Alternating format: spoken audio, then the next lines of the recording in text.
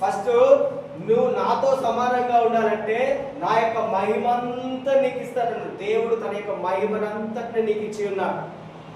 ఏమి ఇచ్చినాడు దేవుడు నీకు? మహిమ. చెప్పండి, ఏమి ఇచ్చినాడు దేవుడు నీకు? అందరూ చెప్పండి, ఏమి ఇచ్చినాడు దేవుడు నీకు? నీకు దేవుని ఎల్లప్పుడు చెప్పండి, దేవుని యొక్క మహిమ నాలో ఉన్నది. దేవుని యొక్క మహిమ నాలో ఉన్నది.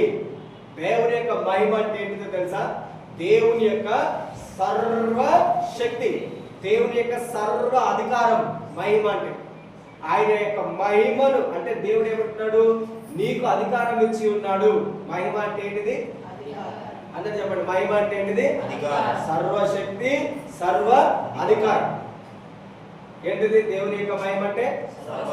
మిమ్మల్ని ఎవరు అడిగినా వాట్ ఈస్ దేవుని యొక్క మహిమ, what is the glory of God అని ఎవరైనా అడిగినప్పుడు వెంటనే నువ్వు చెప్పాలి ఏంటిది? దేవుని యొక్క సర్వశక్తి, దేవుని యొక్క